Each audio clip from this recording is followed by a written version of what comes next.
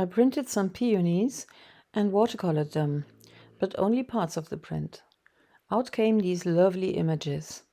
Watch me how I did it.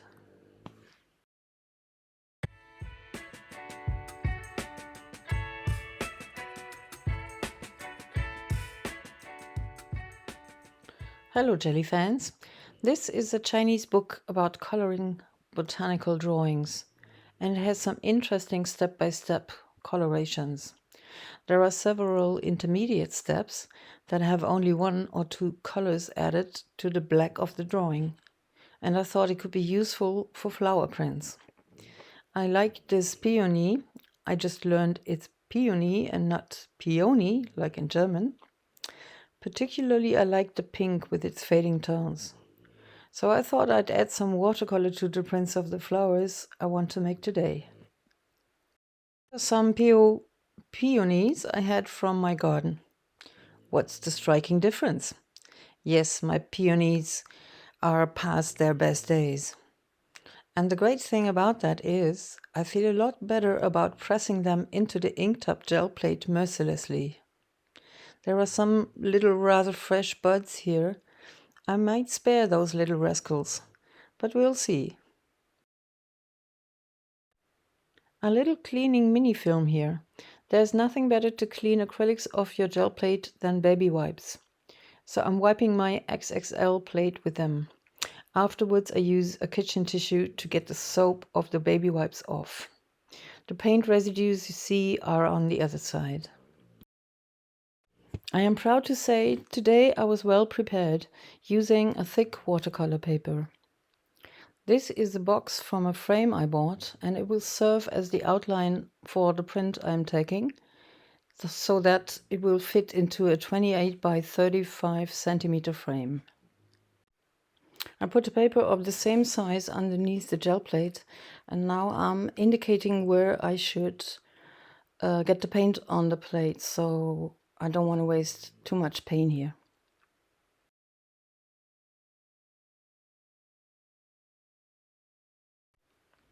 I want to add some interest so that it's not only just a straight flower print. And you know I love cardboard boxes, so I'm showing you a few of them that I liked, that looked interesting. It's terrible, I have a huge pile of them at home. So I'm testing how I should place the peony and the leaves, and take care that you use the underside of the leaves, because that's where all the veins are really strong, so you'd have a better image of the leaves. I'm printing with my favorite acrylic paint, the Golden Open, slow drying acrylic paint, and as I always say, it gives you a lot of time to think about what to do next. If you don't want to use a pickup layer, you can just, you know, fiddle around with it for a while, and then you have no problem picking it up. But of course you can use any other paint. The peonies are kind of a struggle to press them down into the paint because they're so thick. And I'm using baking paper. You can use deli paper as well, or anything, because I'm gonna, although it gives a nice effect, I'm gonna wipe away the outlines, the surrounding of the peony anyway. And you probably noticed that I put rather a thin layer of paint onto the plate, because I wanted the image to be, yeah, more light, with more light. Oh. Yeah, this is, I have to use some tweezers to get the seed stems off. It's surgical work sometimes. And although I like the effect that the baking paper made, I'm taking this all off.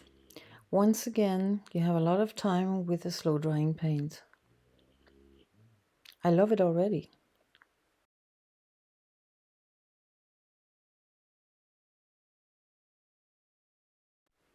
And again, I'm using a baby wipe tissue, and you can also use masking tape. That works fine as well, or some cotton swabs, but I don't have them here right now, and I'm too lazy to look for them.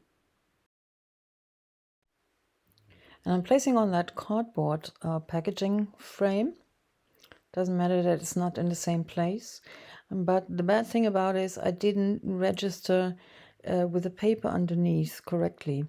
So that means I have to somehow estimate, and I'm placing it so that I can see in the corners that every corner is the same, and that works fine as well.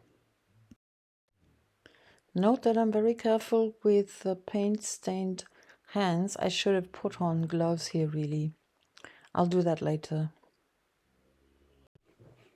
So this is the print now, and it's quite annoying, although I took so much time for cleaning the surroundings off. You can still see a lot of paint around there. I'm a little mad, but you know, things happen. I could always try again. I'm gonna work this print out anyway. It's a nice print. Cleaning the gel plate with a baby wipe again. And I'm going to use a little bit different of type of peony, and yeah, I'm going to use a little bud too. I'm so ruthless.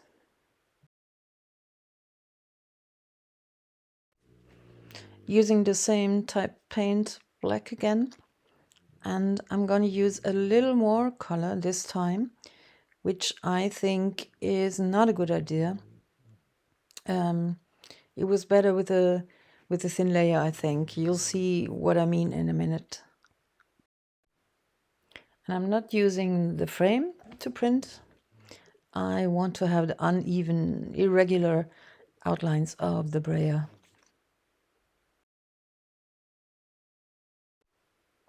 The bud here is even thicker than the peony above it.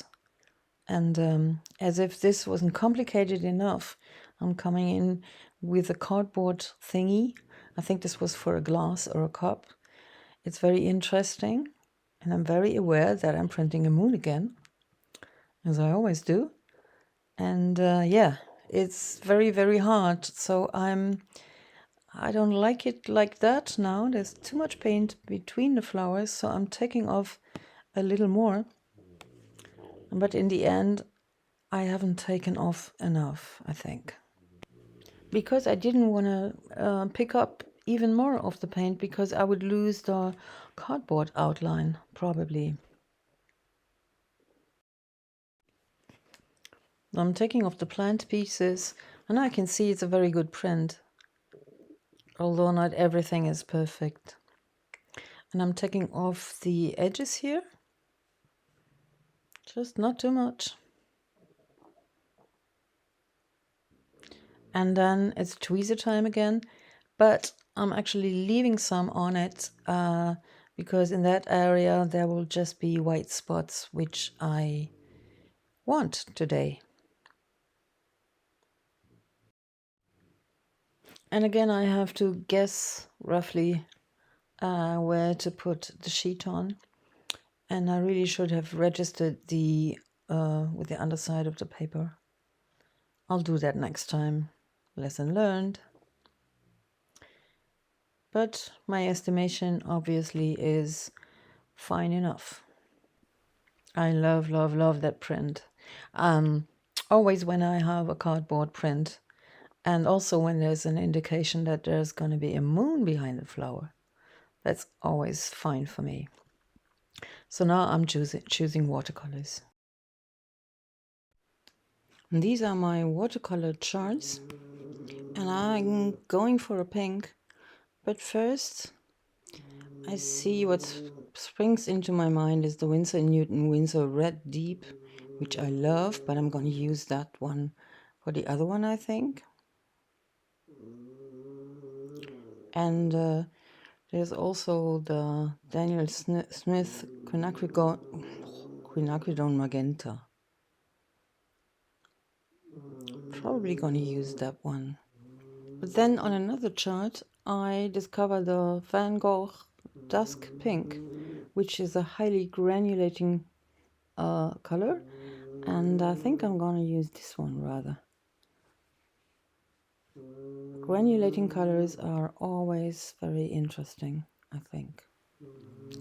And today again, as an extra gift, you get the full strength of the snoring of my dog.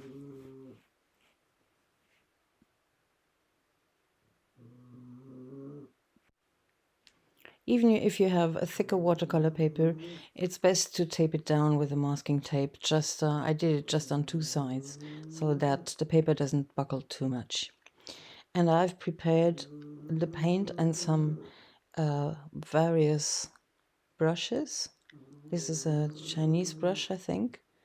It's supposed to pick up quite some water, and you have to water the area where you want to have the paint fading later.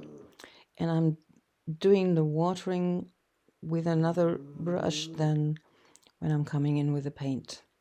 And I'm trying to somehow rub it or massage it into the paper and then let it sit for a while and maybe even get another layer on it. And it's important that you don't have any bigger puddles, because then the paint would just float around and be the same everywhere.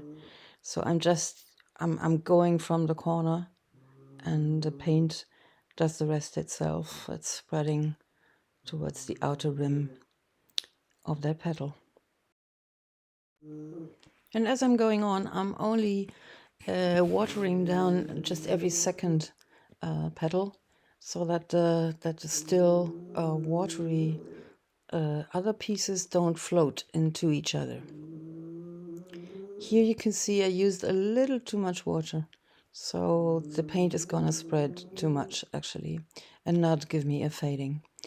But you can always repeat it after it's dry. And this brush that I pick up the paint with, I'm only watering a little bit and rubbing it into the paint. And I'm going along, just watering every second petal. And I think I can cut this short a little bit. The basic technique is explained, I hope. But here's an example of how to use the technique the other way around.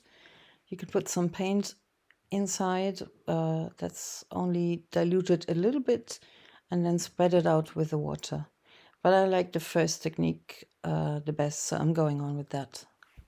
If you think you have too much of a water bottle there, you can always take it out with a dry brush, like I'm doing here, and in between always dry it on a tissue. Or you can use the tissue directly. One thing about this watercolor paper, as it's hot pressed, it's a lot more difficult actually to work on it than the cold pressed. It doesn't matter here because well, the flower is kind of dark itself and has shadows in itself. But if you work on a blank page, you will see that it's a lot harder to work with it. You have to really take care that you have no puddles, and rub the water into it at best several times. I really should have used cold pressed watercolor paper, I should say. I think a hot press is only for pros, like me. Here again, taking off water with a brush and pressing it into the tissue. And I want to employ another color, and I want to paint that little piece of moon you see back there. And I'm using the Schmincke Horadam Gold, which is a very nice watercolor gold. With the golden metallic paint, you can't really make a fading, and because it's of the metallic particles in it, it wouldn't look very good. So I'm just watering it down a little bit, but spreading it quite evenly in 2 layers.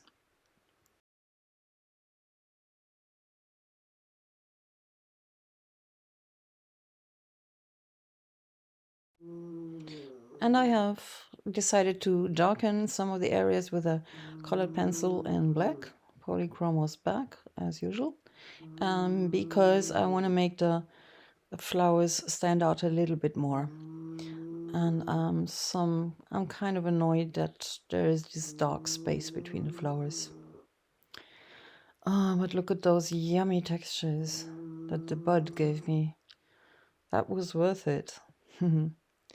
And I'm not going to paint the stems and the leaves green, as I said before, because I like the very reduced coloring.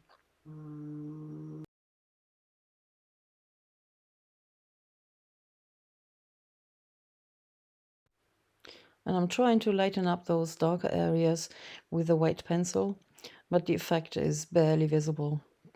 That's not really worth it. I finished this piece for now.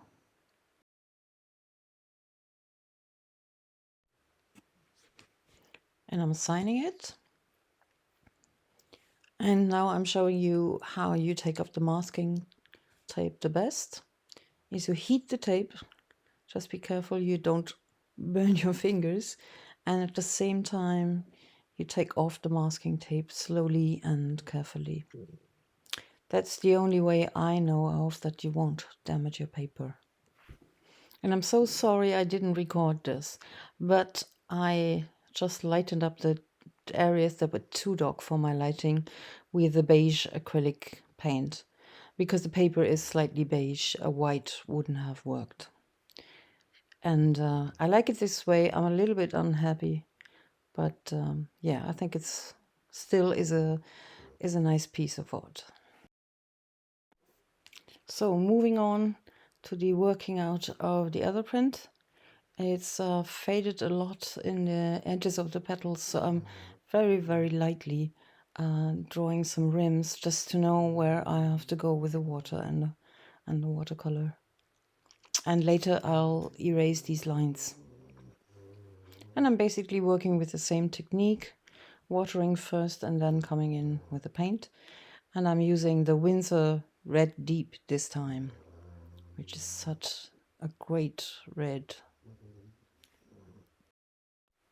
And I'm making the paint move into the water a little more by adding some water, but hardly touching the paint itself.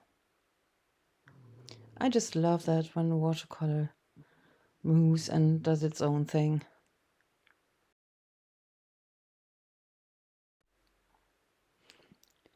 I'm cutting this short a bit, as you've seen it before, but as this is a very light print, you can see the fading effect much more here. I really love it. And I'm quickly adding some darker tones with the pencil. You could work it all over with it with the watercolor paint, but I want to be a little bit quicker now, and I'm just adding some shadows with the pencil. And then I decide to give it a hard outline with a fine liner. This is the Pigma Micron pen, size 0.5, I think, or 1. And yeah, I just thought it would be nice to have a stark outline, but I regret it a little bit later. Note that on the light sides, I'm always doing adding broken lines so that it indicates it's a lot of light going on there. You see it again here, broken line and straight line.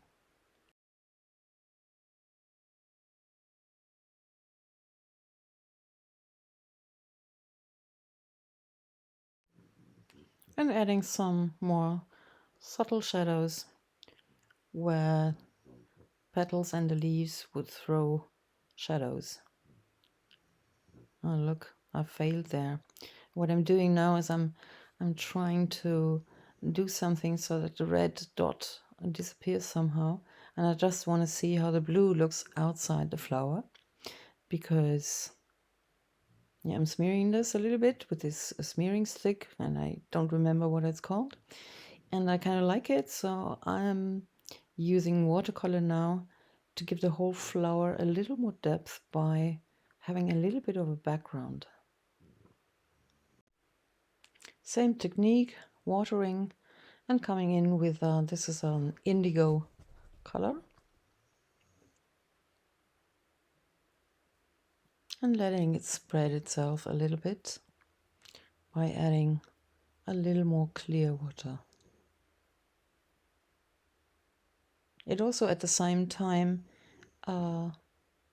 makes the surroundings of the print that I was annoyed about less visible.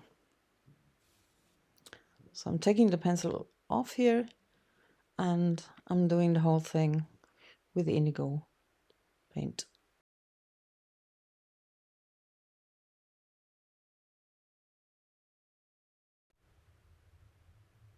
Ah, isn't this just wonderful? The depth it gives. Thank you for that great idea, Tina. I'm so vain. But honestly, what do you think about this one? I think it resembles more the Chinese variations. And quite happy about it, but the petals, I don't know. Maybe the heavy outline is a little too much. And what do you think? So I left it like this, and I like it, and you can buy a print of this and the other one in my shop. So hop over there and look at these paintings I'm selling. And that was a lot of fun, and I hope to see you next week. I hope I can make it in a week. Yeah, and see you next week. Bye.